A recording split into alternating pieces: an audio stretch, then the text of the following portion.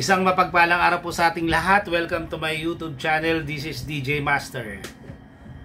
Ang ating tatalakayin ngayong episode na ito ay ang mga posibleng dahilan kung bakit bumalik muli ang ating pambansang kamao na si Manny Pacquiao sa pagboboxing. Ayun ang ating topic sa episode na ito. Ayun. So, may mga nakuha tayong mga impormasyon.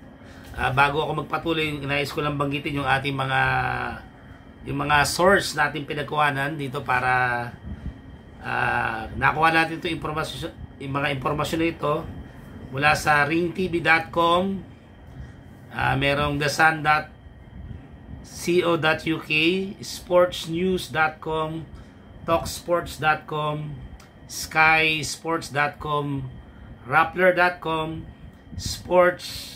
okbet.com, boxingscene.com, worldboxingnews.net, miamiherald.com, and pacquiaomansion.com. Ito po yung ating dito galing po sa mga source na yan, ang ating impormasyon na nakalap. So meron tayo na piling lima, no? Ito yung mga limang posibleng dahilan kung bakit bumalik muli si Manny Pacquiao sa pagboboxing batay sa mga ulat mula sa iba't ibang mapagkakatiwalaang source natin na nakuha. Yun.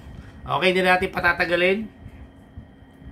Number 1, bakit kaya bumalik si Manny Pacquiao sa kabila ng kanyang bali yung huling laban niya kay Ordelis Ugas 2021.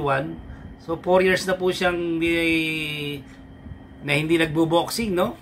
4 na taon na siyang nagretiro, pero bakit bumalik pa uli? Yan ang malaking question po talaga sa totoo lang.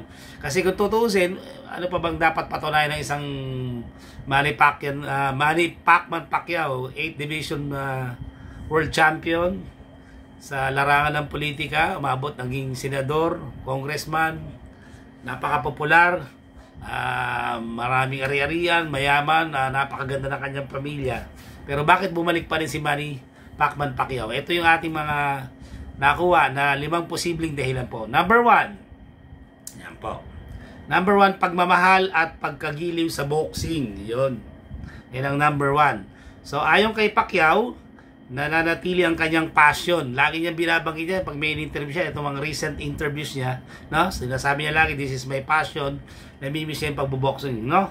Sabi niya, nananatili ang kanyang passion sa boxing at hindi niya kayang talikuran ng sport na kanyang minahal. Biruin mo, at age of 16 ba nag-boxing si Pacquiao?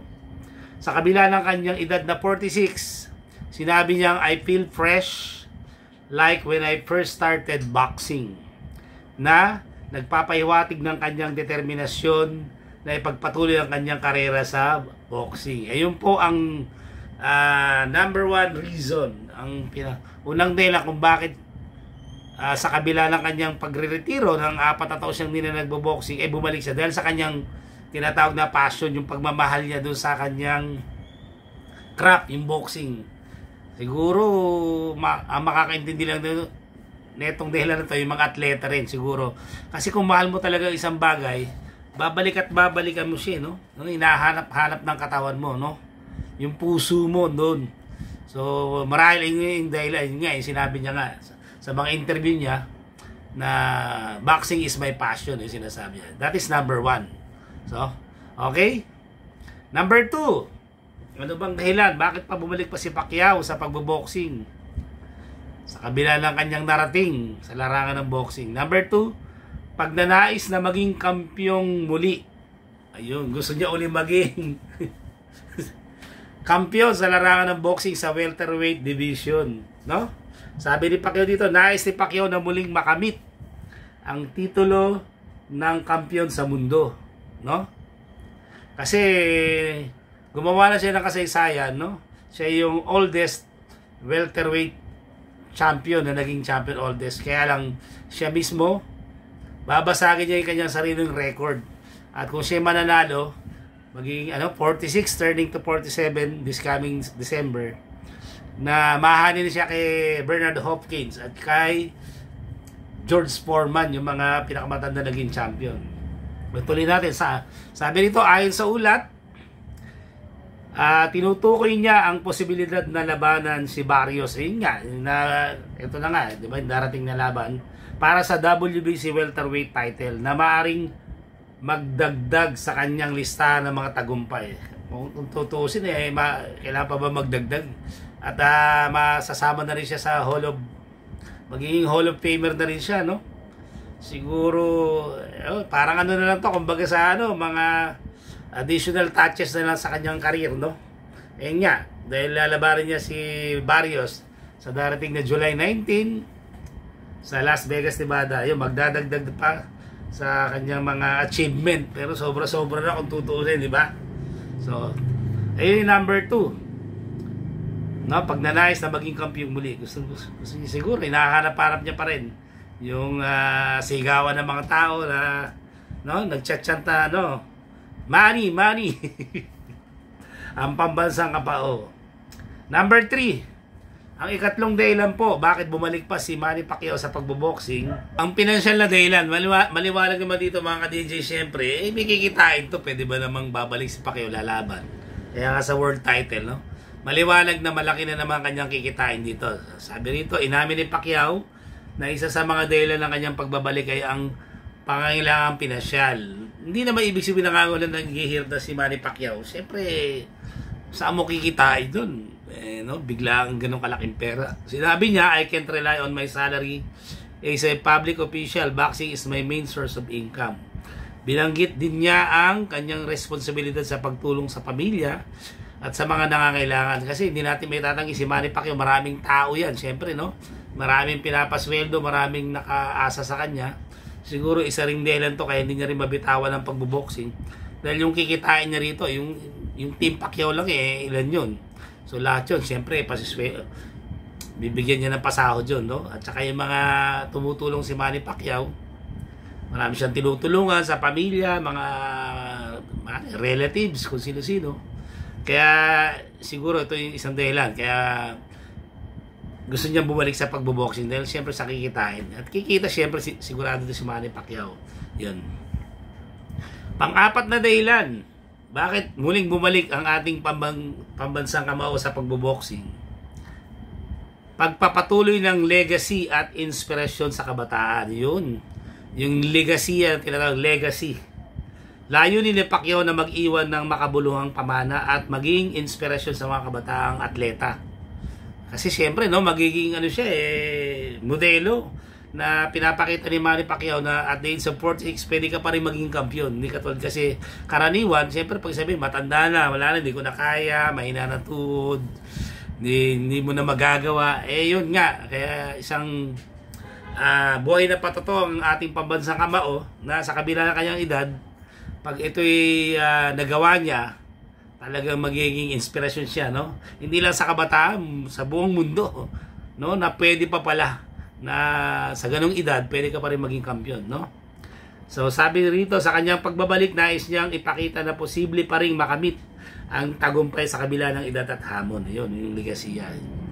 Kasi sa totoo lang, yung natalo kasi si Manny Pacquiao noong 2021 kay Ordenes Ugas, parang hindi maganda kasi yung kanyang pag-exit, diba? Tapos nag-retire siya. Hindi maganda, no? Parang yung naiwang alaala na sinasabi, kahit na 8 Division World Champion siya, parang nabahiran natalo kay Ordenes Ugas.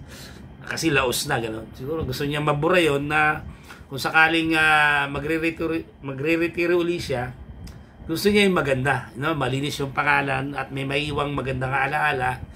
Sabi niya nga, sa kabataan, hindi lang sa kabataan, kundi sa lahat ng boxing fans around the world po, sa buong mundo, na natatatak sa puso't isipan na yun, si Manny Pacquiao, sa kabila ng kanyang edad na 46, ay muli siyang nagkampiyon at gumawa na naman ng historic makasaysayang record po sa larangan ng boxing. So grabe, sa totoo lang hindi ko rin makuha kung saan nanggagaling talaga yung motivation ng ating pambansang kamao pag pinapanood ko yung kanyang mga training. Parang hindi ko nakikita 46. Parang lang siya, 36 siguro yung mga edad niya. Grabe, o higit pa, mas bata pa.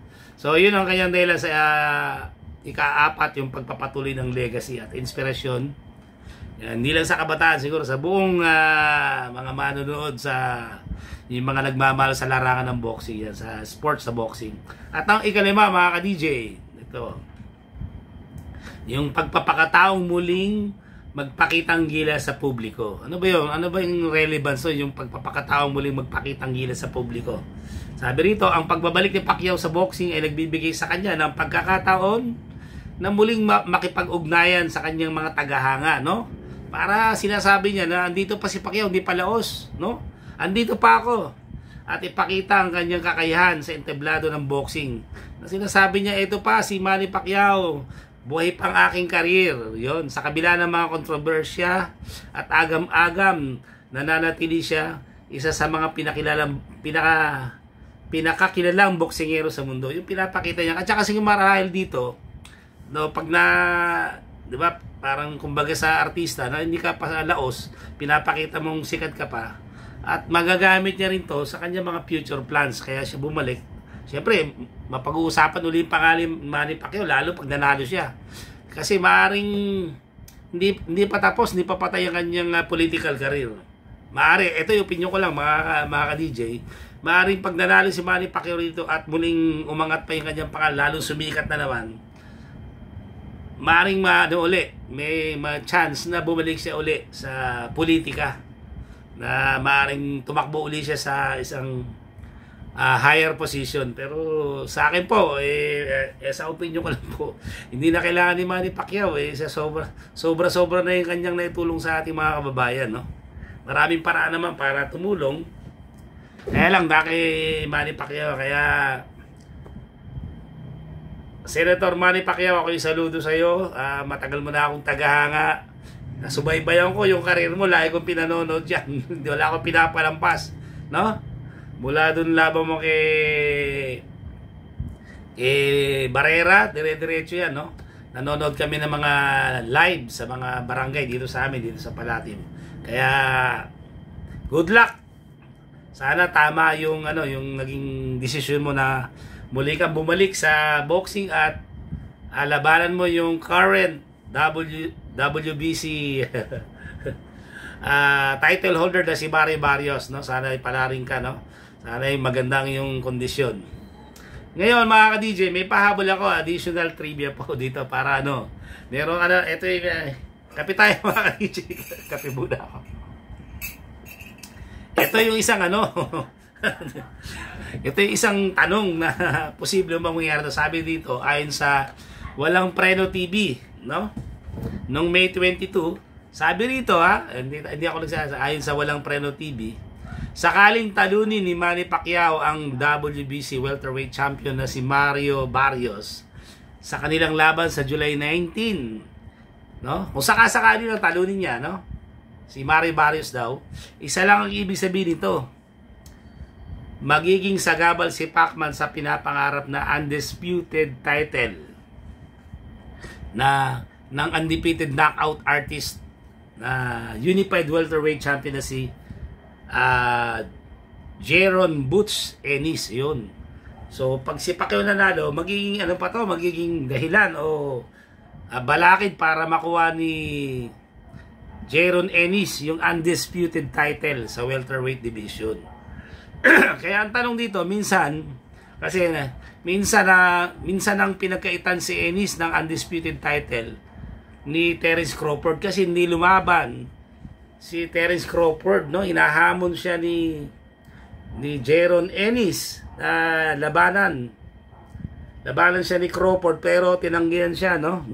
Tumanggi si Crawford na lumaban kay Ennis sa kadila ng siguro yung tinatawag na high risk low reward. Excuse. Kasi kumbaga sa